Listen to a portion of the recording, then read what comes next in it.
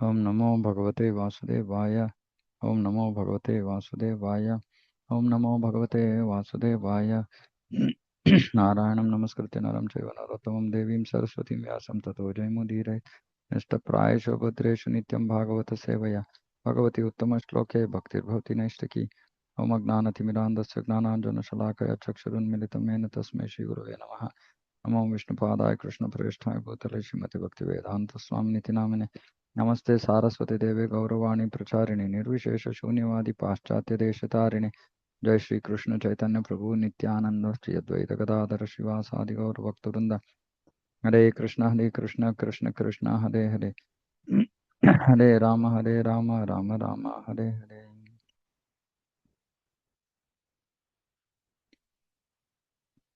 Shrimad Bhagavatam canto 7 chapter 3 verse 22।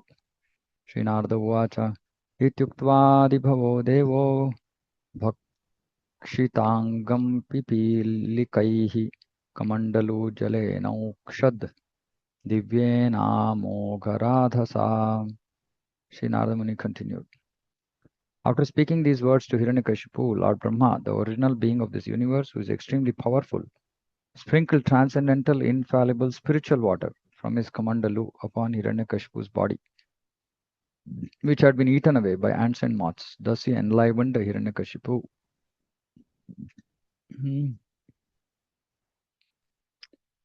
Divyena,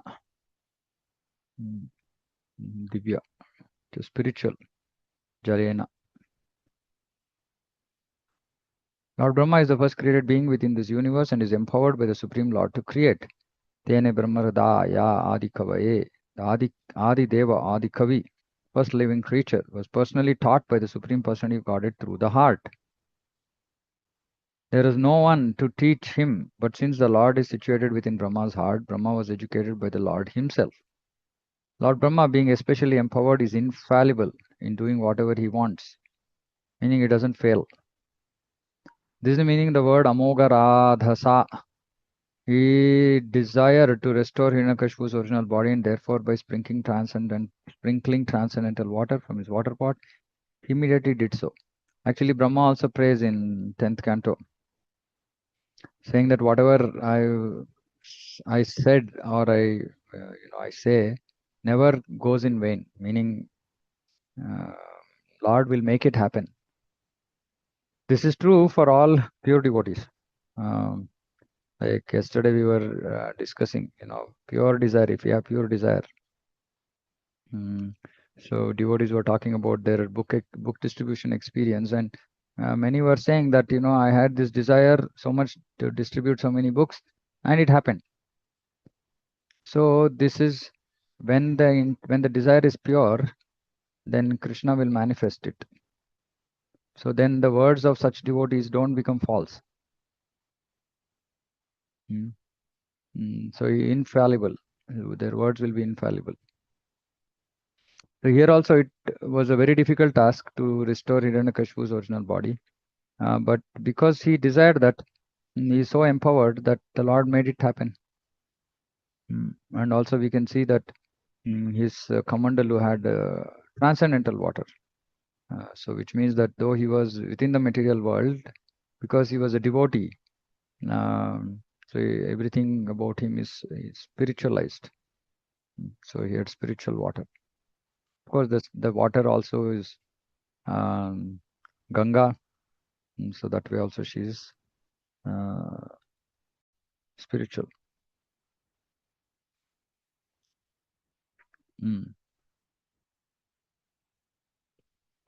सतत्कीचक कल्मीकात् वल्मीकात् सह ओजो बलान्वितः सर्वावयव संपन्नो वज्रसंहननो युवा उत्थितस्तप्तधेमा भो विभावसुरिवैधसः. As soon as he was sprinkled with the water from Lord Brahma's water pot, Hiranyakashipu arose, endowed with a full body, with limbs so strong that they could bear the striking of a thunderbolt. With physical strength and a bodily luster resembling molten gold, he emerged from the anthill a completely young man, just as fire springs from fuel wood. Hiranyakashipu was revitalized, so much so that his body was quite competent to tolerate the striking of thunderbolts. He was now a young man with a strong body and a very beautiful bodily luster resembling molten gold. This is the rejuvenation that took place because of his severe austerity and penance. Nirikshambare devam hamsavaham upastitam nanama shirasa bhumau taddarshana mahotsavaha. Very nice. Darshana mahotsavaha. Seeing Lord Brahma present before him in the sky, carried by swan aeroplane. Hamsavaham. Hiranyakashipu was extremely pleased. He immediately fell flat. Bhumau, Shirasa Bhumau. So he offered obeisances, Nanama. And so he fell flat with his head on the ground and began to express his obligation to the Lord. So this Taddarshana Maha Utsavaha. Seeing Lord Brahma was like a very big festival. So Prabhupada translates it as he was extremely pleased. Bhagavad Gita Krishna says, Yepyanya devata bhakta yajante shatayanvita tepi mam eva kaunteya yajantya vidipurvakam mahami sarva yagnanam bhokta cha prabhureva cha natu mam abhijananti tatvena tashchamanti te. Whatever a man may sacrifice to other gods is really meant for me alone. But it is offered without true understanding. I am the only enjoyer and the only object of sacrifice. Those who do not recognize my true transcendental nature fall down. In effect, Krishna says persons engaged in the worship of demigods are not very intelligent, although such worship is indirectly offered to me. For example, when a man pours water on the leaves and branches of a tree without pouring water on the root, he does so without sufficient knowledge or without observing regulative principles. The process of watering a tree is to pour water on the root. This is the regulative principle. Similarly, the process of rendering service to different parts of the body is to supply food to the stomach. The demigods are, so to speak, different officers and directors in the government of the Supreme Lord. One has to follow the laws made by the government, not by the officers or directors. Similarly, everyone is to offer his worship to the Supreme Lord only. That will automatically satisfy the different officers and directors of the Lord. They'll automatically be satisfied. The officers and directors are engaged as representatives of the government. And to offer some bribe to the officers and directors is illegal. This is stated in Bhagavad Gita as Avidhi Purvakam. In other words, Krishna does not approve the unnecessary worship of the demigods. In Bhagavad Gita, it is clearly stated that there are many types of yajna performances recommended in the Vedic literatures. But actually, all of them are meant for satisfying the Supreme Lord. Yajna means Vishnu. The third chapter in Bhagavad Gita, it is clearly stated that one should work only for satisfying Yajna or Vishnu. Yajnarthat karmananyatra. The perfectional form of human civilization known as Varnashrama Dharma, perfectional form of human civilization, is especially meant for satisfying Vishnu. Vishnu Aradhyate. Therefore, Krishna says, I am the enjoyer of all sacrifices and I am the supreme master. Bhoktanam Yajnatapasam Sarvaloka Maheshwaram. However, less intelligent persons without knowing this fact worship demigods for temporary benefit. Therefore, they fall down to material existence and do not achieve the desired goal of life. If, however, anyone has any material desire to be fulfilled, he had better pray for it to the Supreme Lord, Akama, Sarvakama, Va, Mokshakama, Udaratihi. Although that is not pure devotion, and he will thus achieve the desired result. And the beauty of doing this is eventually they will become pure when they come to the Supreme Lord. But if they go to demigods, they're not going to become pure. Their desire is impure and they will remain impure. So coming to the Supreme Lord has two advantages. One is their desire is impure, but still it gets fulfilled, and then they become pure. Although Hiranyakashipu offered his obeisance unto Lord Brahma, he was strongly inimical toward Lord Vishnu. This is a symptom of an asura. Asuras worship the demigods as being separate from the Lord, not knowing that all the demigods are powerful because of being servants of the Lord. If the Supreme Lord were to withdraw the powers of the demigods would no longer be able to offer benedictions to their worshipper.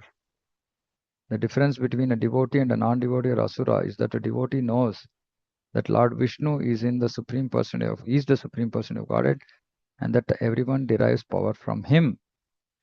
Without worshipping the demigods for particular powers, A devotee worships Lord Vishnu, knowing that if he desires a particular power, he can get that power while acting as Lord Vishnu's devotee. Bhagavatam says, Akama Sarvakama.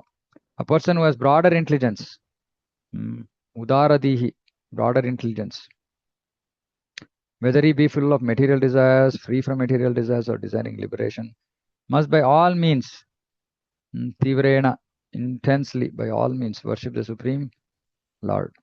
Even if a person has material desires, instead of worshipping the demigods, he should pray to the Supreme Lord so that his connection with the Supreme Lord will be established and he will be saved from becoming a demon or a non devotee. In this regard, Srila Madhvacharya quotes from Brahma Tarka. Since Vishnu is the Supreme, by worshipping Vishnu, one can fulfill all one's desires. There is no need to divert one's attention to any demigod. Very clear. I hope none of us here are worshipping demigods. We can simply depend on Krishna. Even if you have material desires, he will fulfill, and subsequently he will make us pure if we want to be pure. So by regularly hearing from Srila Prabhupada, we can understand that we should not be impure. We should not desire selfish things for our own sense gratification, selfishness. Eventually, we will become pure. By just having the desire to become pure, we will become pure. And it's all about desire, like we've been discussing yesterday evening. Also, we were discussing. It's all about desire. If you have the right desire, then we will achieve the right result. The desire has to be anya abhilashita. Nothing else except pleasure of Krishna.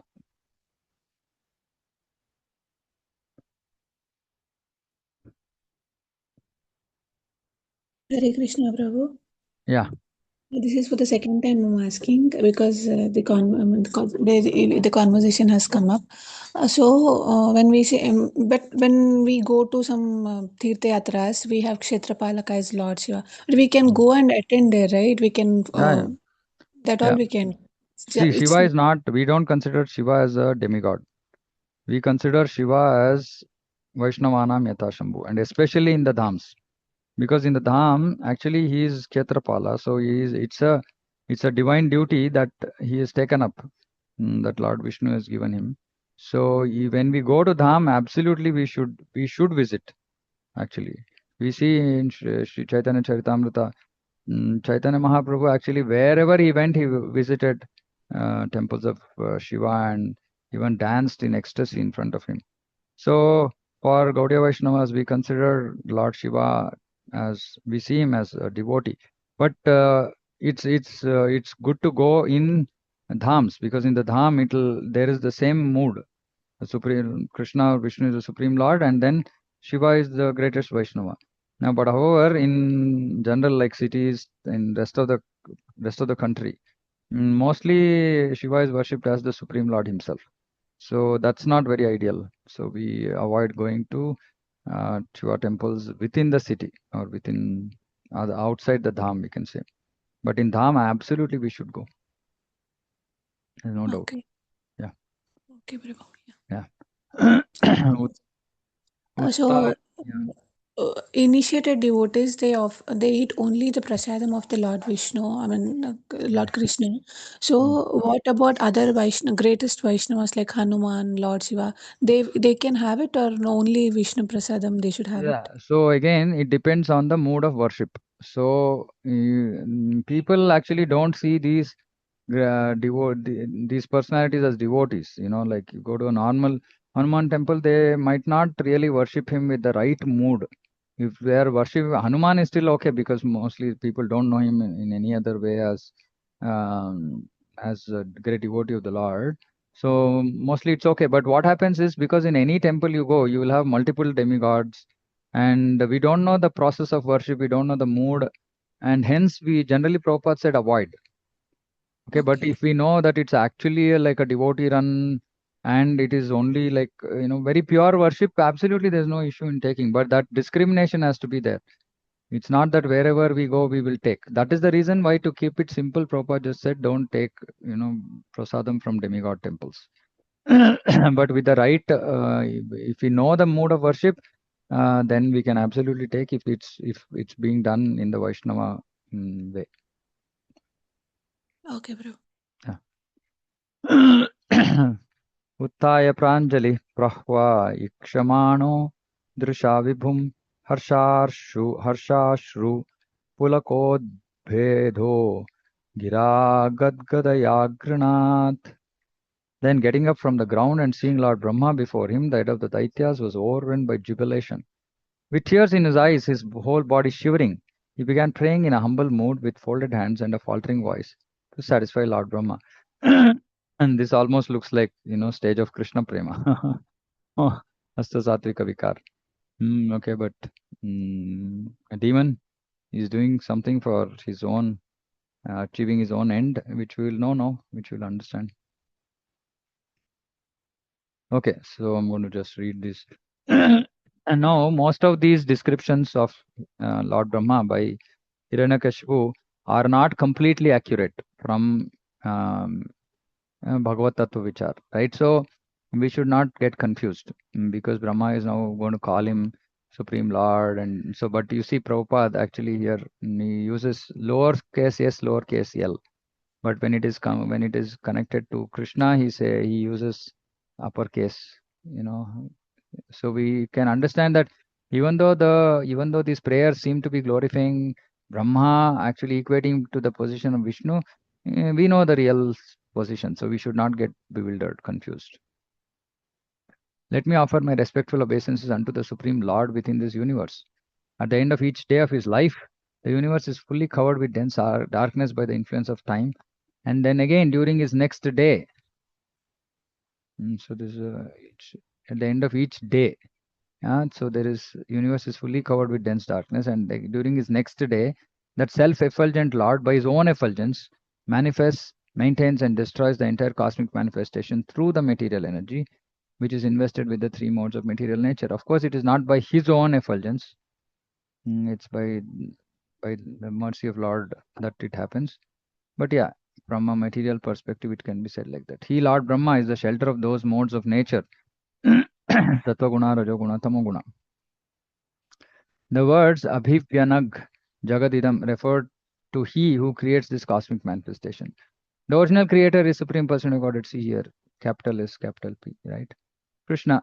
Lord Brahma is the secondary creator. When Lord Brahma is empowered by Lord Krishna as the engineer, he becomes the supreme powerful feature within this universe. So we have to understand. So when somebody doesn't looks at Brahma without looking at Krishna, Brahma can look as powerful as Krishna.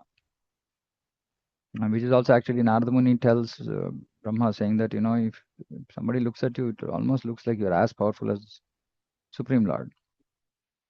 Yeah, Brahma says, yeah. So if they're ignorance, then they will think like that. So by being empowered by Krishna, he possesses supreme powerful position. The total material energy is created by Krishna, and later taking advantage of all that has necessarily been created, Lord Brahma engineers the entire phenomenal universe. So Prabhupada is clarifying, and don't get confused. At the end of Lord Brahma's day, everything up to Swargaloka is inundated. Not everything like what Hiranyakashipu is saying. He's saying the entire universe is fully covered with dense darkness. Here, everything up to Swargaloka is inundated with water. And the next morning, when there is darkness in the universe, Brahma again brings the phenomenal manifestation into the existence. Therefore, is described here as he who manifests this universe. Treen gunan vrunoti. Lord Brahma takes advantage of the three modes of material nature. Prakriti is described here as Tribrata, source of the three material modes. Madhvacharya comments in this connection, the Tribrata means Prakritya. Thus, Lord Krishna is the original creator and Lord Brahma is the original engineer. So we can understand that it's just all facilities given by the Lord Brahma is utilizing, but when Hiranyakashipu is seeing him independent of Krishna, he is describing Brahma as the supreme. So we should understand that. I offer my obeisances to the original personality within this universe, Lord Brahma, who is cognizant and who can apply his mind and realized intelligence in creating this cosmic manifestation, okay, which is true. But this happens by the mercy of Krishna after he does tapa. It is because of his activities that everything within the universe is visible. is therefore the cause of all manifestations. Again, indirectly attributing it to Brahma. The Vedanta Sutra begins by declaring that the absolute person is the original source of all creation. One may ask whether Lord Brahma is the supreme absolute person. No, supreme absolute person is Krishna. Brahma receives his mind, intelligence, materials, and everything else from Krishna, and then he becomes the secondary creator, the engineer of the universe. So Prabhupada is consistently, again and again, re-establishing the same facts. In this regard, we may note that the creation does not take place accidentally because of the explosion of a chunk, Big Bang theory. Such nonsensical theories are not accepted by Vedic students. The first created living being is Brahma, who is endowed with perfect knowledge and intelligence by the Lord. As stated in Srimad Bhagavatam, Tene Brahmaradaya Adi Kavaye. Although Brahma is the first created being, he is not independent, for he receives help from the Supreme Lord through his heart. There is no one but Brahma at the time of creation, and therefore he receives his intelligence directly from the Lord through the heart. This has been discussed in the beginning of Srimad Bhagavatam. Lord Brahma is described in this universe, in this verse, as the original cause of the cosmic manifestation, and this applies to his position in the material world. There are many such controllers, all of whom are created by Supreme Lord Vishnu. This is illustrated by an incident described in Chaitanya Charitamrita. When the Brahma of a particular universe was invited by Krishna to Dwaraka, he thought he was the only Brahma. Therefore, when Krishna inquired from his servant which Brahma was at the door, Lord Brahma was surprised. He replied to that, of course, Lord Brahma, father of the four Kumaras, was waiting at the door. Later, Lord Brahma asked Krishna why he had inquired which Brahma had come. He was then informed that there are millions of other Brahmas because there are millions of universes. Krishna then called all the Brahmas who immediately came to visit him. The Chaturmukha Brahma, Krishna, four-headed Brahma of this universe, thought himself a very insignificant creature in the presence of so many Brahmas with so many heads, thousands, millions of heads. Thus, although there is a Brahma who is the engineer of each universe, Krishna is the original source of all of them. Clear. Your Lordship, being the origin of the life of this material world, is the master and controller of the living entities, both moving and stationary, and you inspire their consciousness. You maintain the mind and the acting and knowledge acquiring senses, and therefore you are the great controller of all the material elements and their qualities, and you are the controller of all desires. This verse, it is clearly indicated that the original source of everything is life. Brahma was instructed by the supreme life, Krishna. Krishna is the supreme living entity, and Brahma is also a living entity, but the original source of Brahma is Krishna. Therefore, Krishna says, Matta parataram nanyat kinchidasti dhananjaya. There is no truth superior to me. Krishna is the original source of Brahma, who is the original source of this universe. Brahma is a representative of Krishna, and therefore all qualities and activities of Krishna are also present in Lord Brahma.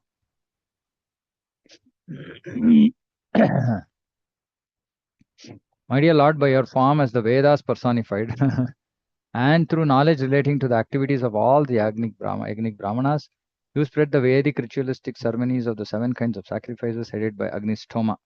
Indeed, you inspire the Agnik Brahmanas to perform the rituals mentioned in the 3 Vedas. Being the supreme soul, see, the super soul of all living entities, you are beginningless, endless, and omniscient, beyond the limits of time and space. Again, it's just all attribution to the Supreme Lord only, indirectly. The Vedic ritualistic ceremonies, the knowledge thereof, and the person who agrees to perform them are inspired by the Supreme Soul. Matta smritir gnanam apohanam cha. From the Lord comes remembrance, knowledge, and forgetfulness. The Super Soul is situated in everyone's heart, and when one is advanced in Vedic knowledge, the Super Soul gives him directions. Acting as Super Soul, the Lord gives inspiration to a suitable person to perform the Vedic ritualistic ceremonies. In this connection, 4 classes of priests known as Ritviks are required. They are mentioned as Hota, Adhvaryu, Brahma, and Udgata. So Prabhupada is not repeating this fact, saying that, this is actually all Krishna, Vishnu only. So because he's already established Brahma's position and Vishnu's position. Oh my Lord, your Lordship is eternally awake, seeing everything that happens. And this eternally means within his lifetime. As eternal time, you reduce the duration of life for all living entities through your different parts, such as moments, seconds, minutes, and hours. Again, this does not belong to the Brahma, it belongs to Vishnu. Nonetheless, you are unchanged, resting in one place as a super soul. witness and supreme Lord, and the birthless, all-pervading controller who is the cause of life for all living entities. In this verse, the word Kutastha is very important. Although the Supreme Person of Godhead is situated everywhere, is the central unchanging point. Ishvara Sarvabhutanam Hriddesha Arjuna Tishtati. Lord is situated in full in the core of everyone's heart.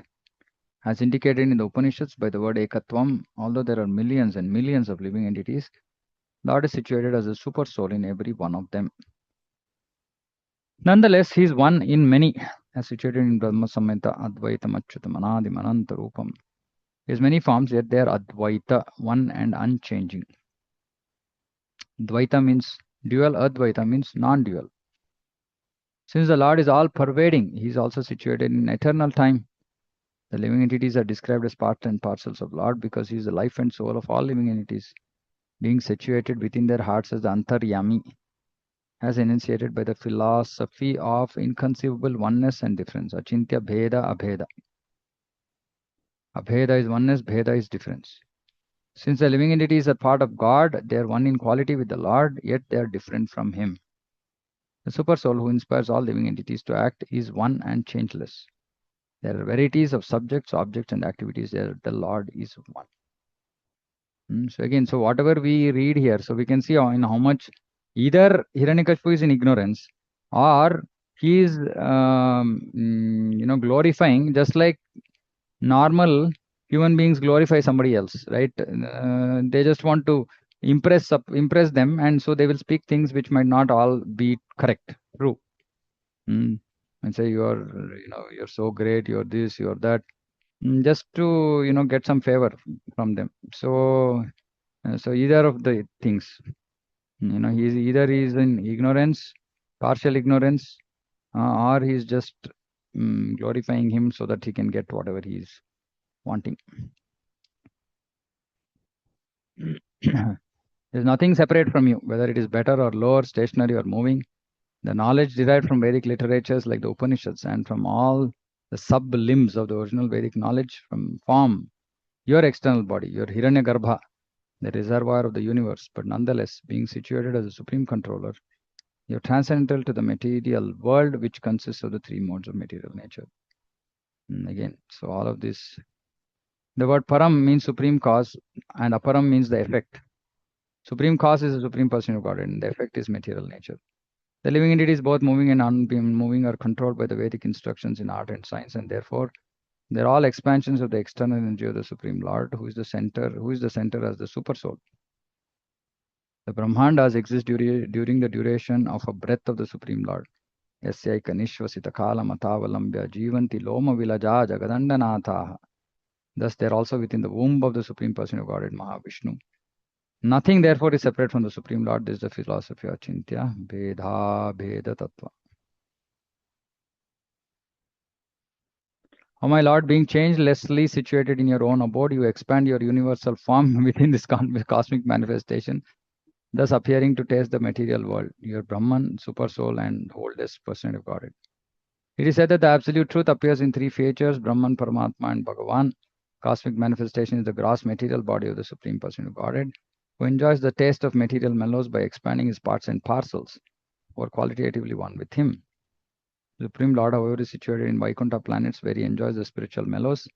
Therefore, the one absolute truth, Bhagavan, pervades all by his material cosmic manifestation, the spiritual Brahman effulgence, and his personal existence as the Supreme Lord. So Prabhupada is directly just connecting everything with the Supreme Lord, not explaining anything in connection with Brahma, though Hiranyakashipu is glorifying Brahma.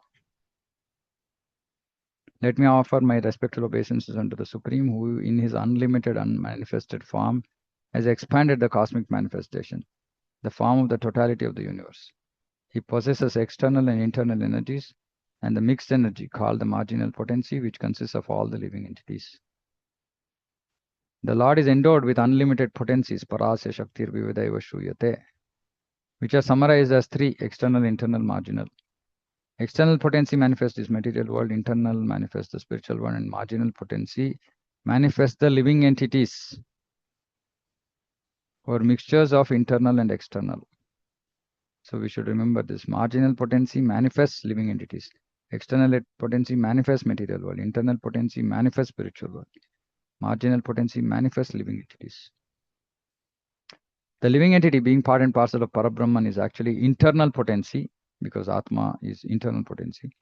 But because of being in contact with the material energy, he is an emanation of both material and spiritual.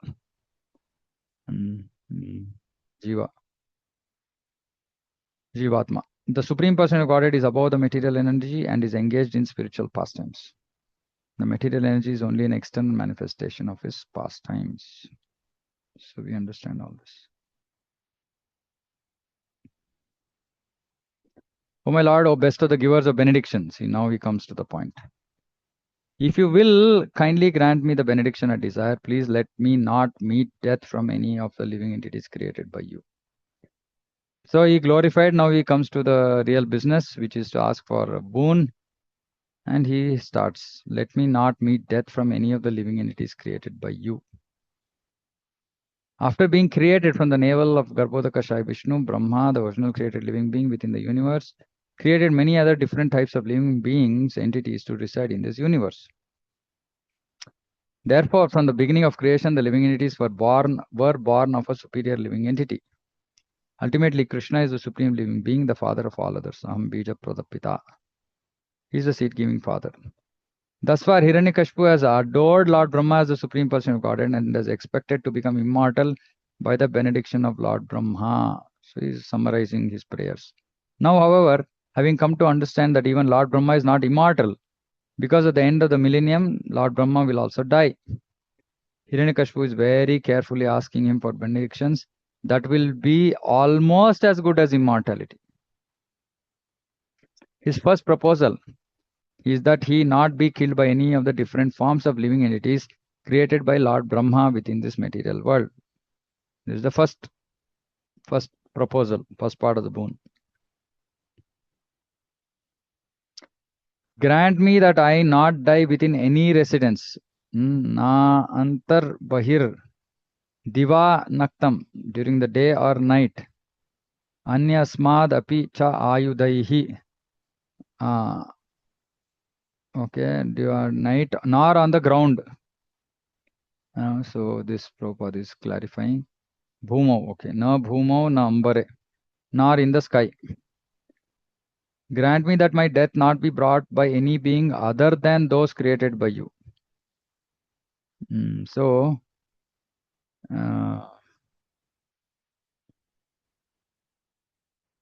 here actually in the translation it says from any others beyond Lord Brahma.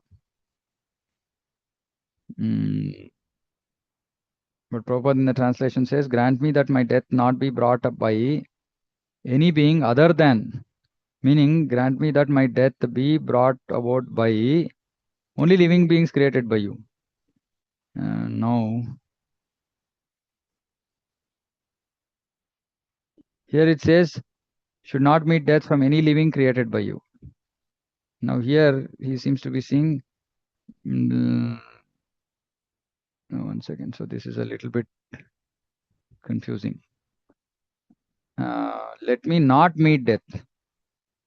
So that means I should not die by in the hands of any living beings created by you. So here it is, let someone else kill me who is not created by you. Okay, which satisfies Lord Vishnu's appearance as Hiranyakashipu. So first condition is let me not die in the hands of anybody whom you create. Okay, now here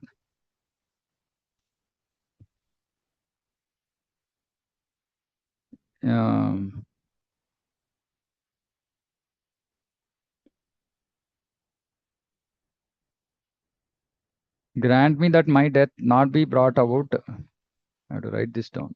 Not be brought by any being other than those created by you. So here he is saying, let my death be brought by beings created by you. But he already said I should. Some little bit confusion. Though we generally know, but I'm just trying to, from the verses, what it means. Okay, first condition is let me not be, that means let me not meet death. Prabhuji, sorry to interrupt.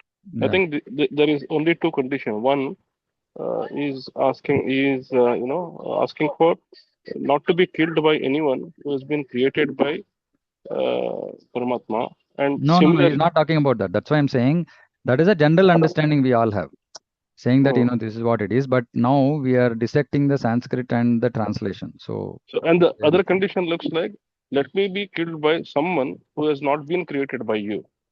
That means someone who is no, not that been is why created. he is contradicting himself here. Once again, just Uh-huh. hang on. Let me not meet death from any of the living entities created by you. That means let me die. If I have to die, let me die by someone created by you. This is what it means, right? What does this statement mean? Let me not meet death from any of the living entities created by you. Okay, so I should not, let me not die by someone created by you, right? That is the first point here. Let me not die by someone created by you, Yeah, right? Yes, This is the that's first yes, Prabhu. condition. Okay, now in the second condition, he is saying, grant me that my death not be brought about by any being other than. So two negatives are there. So if you remove these two negatives, it means let me grant me that my death be brought by Okay, so basically, Prabhu, beings created by you. Hiranyakas, yeah, he's saying whether it's created by you or not created by you, let me not meet death by anything, No, whether no, it's no, no, created no, by you but or not, right, no, Prabhu? no, created. That important part is created.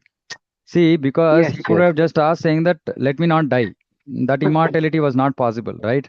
So now yeah, he's trying to create a condition. He's saying, let me not die by someone created by you.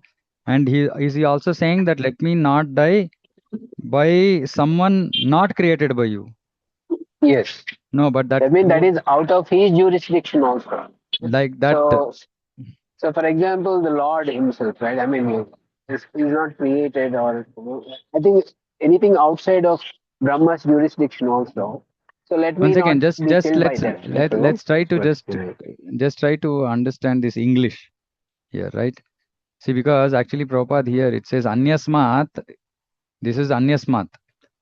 Anyasmat just means from any others beyond Lord Brahma. Now, Yes. but that might also include Lord Vishnu. So if he's saying I should not Yeah, die but he is from, not created, no, Prabhu. Lord Vishnu is not no, no, created. no. One second, one second. You, everybody has to be a little patient. Please understand that there is the translation has a literally there is some other here there is no question of being created. Like in the translation, Prabhupada does not use the word created.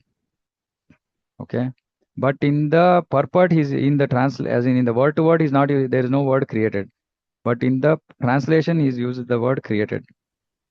So there is some, Hmm. see, because here, see, grant me that my death not be brought about, okay, by any being other than. So which means that here he is saying I should not die by anybody not created by you. It's a little bit Yes. contradictory, right?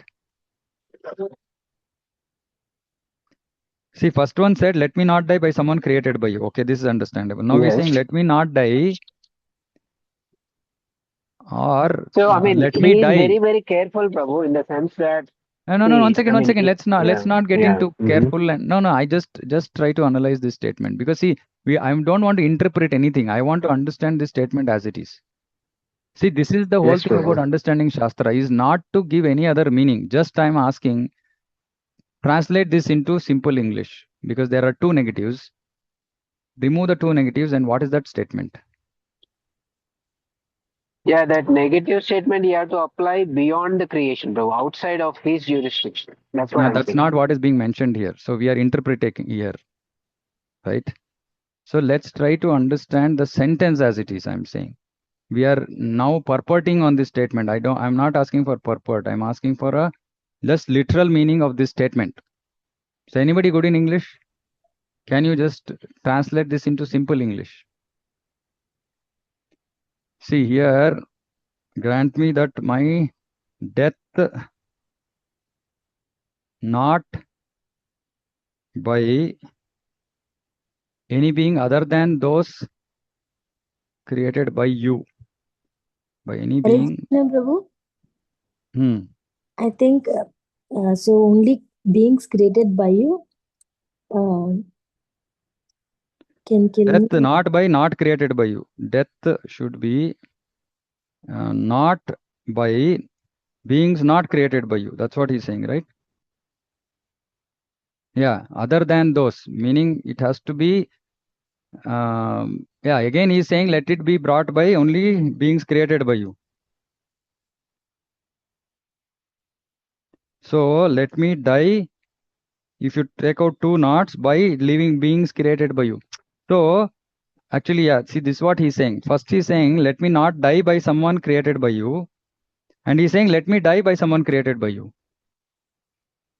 If at all I have to die, it has to be a mortal. But in the first, he has already said, I should not die by someone created by you.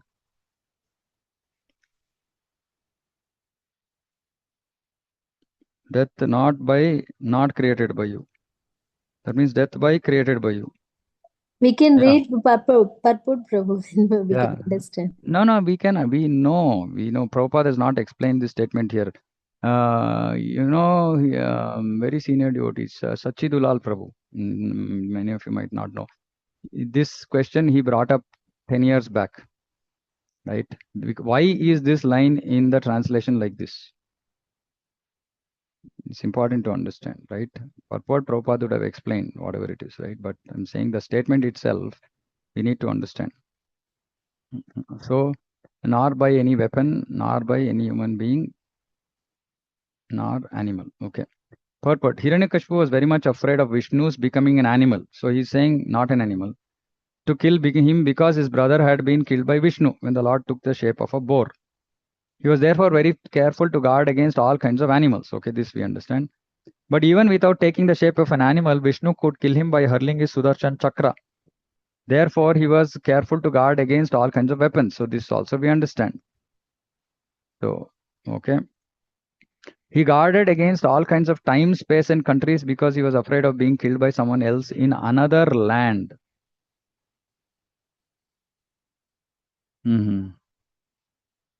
There are many other planets higher and lower, and therefore he prayed for the benediction not being killed by any resident of any of these planets. See, not. Oh, where is the asking this?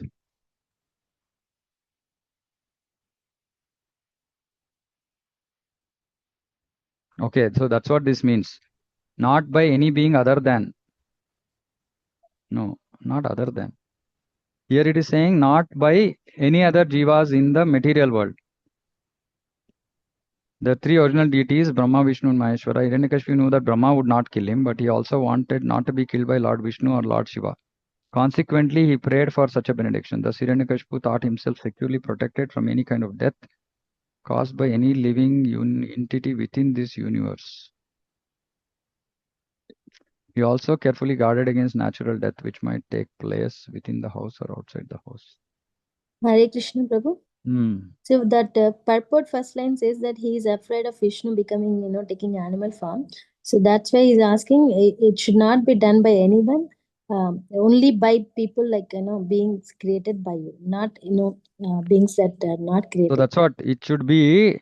So the contradiction here is in the previous statement. He said, let me not die by someone created by you. Here he's saying, indirectly saying, let me, if I have to die, then let me die by someone created by you. Prabhuji, I just have one question. I think we will discuss this maybe later point of time, but still wanted to bring that point here. So basically, Lord Guru Narasimha was not a creation of Brahma. So what is the who is the creator behind? We can say Vishnu Avatara only, but the formation of Ugra Narasimha is No, that is a Vishnu. That's Vishnu only. It's a form Vishnu of only. Vishnu. So Vishnu appeared, Mm. right? So now Correct. Vishnu had to appear satisfying all these conditions, right? So one thing we can understand, because he said no weapon, he didn't use a weapon. He was half human, half animal, because here he said it should not be a human being nor an animal, Yeah, right? but the creation point, we can, I think. Yeah, that is what we have to understand. See, one, he said, I should not die by someone created by you. But then he also is saying I should die by someone created by you, but which will then contradict, right? In Which that is why case, I somehow feel that maybe there is some error. Sometimes some editing errors might have happened, right? So I also want to read Vishwanath Chakravarti Thakur's purport. So maybe tomorrow translation. So tomorrow we will try to go in further. this case, Ugra Narasimha again created by Narayana only. So because of No. Ugra Narasimha is Narayana. He is not created by yeah. anybody. So He is then Vishnu there is himself. no question of creation at all again.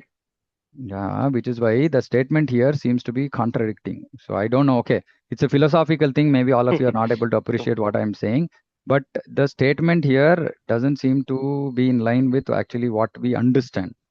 So we have to see what is this. Is there some mistake here? Is there some mistake in the way we are understanding? I'll also refer to Vishwanath Chakravarti Thakur's translation, and we will discuss this tomorrow. Okay. Okay, but generally we know that, like what Prabhupada is saying here, saying that he should not be, he prayed that not to be killed by any resident of material world, right? But this translation is somewhat not in line with that. That is what my concern is, right? So, and also this also I'm not able to understand. See, because he assumed that he got shelter from any being created within this material world. How did he protect himself from Maheshwara? That's also not very clear. Knew that Brahma would not kill him, but he also wanted not to be killed by Vishnu or Shiva. Now, protection from Vishnu, he said it should not be a human being or animal or by a weapon. But how did he protect himself from Vishnu or Shiva? Unless, I mean, in reality, in truth, he didn't protect himself from Lord Shiva also in that way. Or in one way, okay, because he was created by Brahma, maybe. So from in the creation, he comes out from between the eyebrows of Brahma. So that way,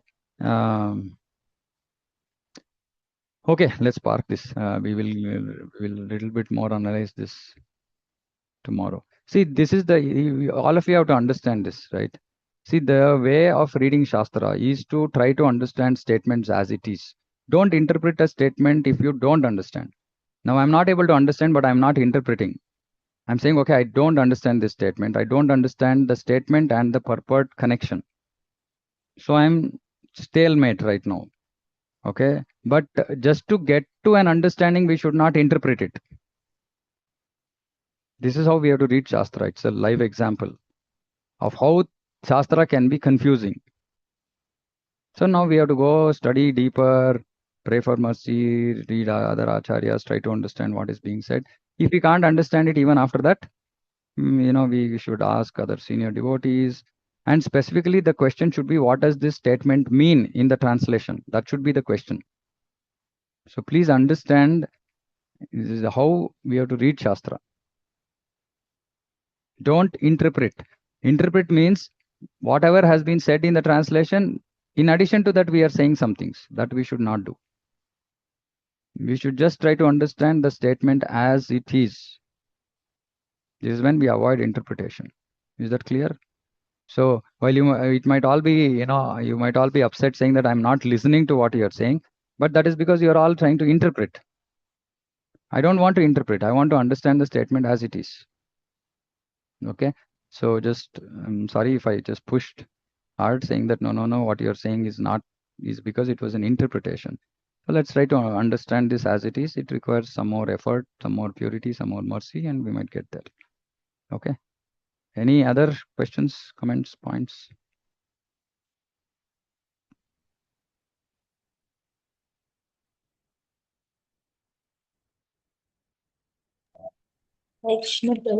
Yeah. In the word to word translation, so he's clearly saying not beyond Brahma, right?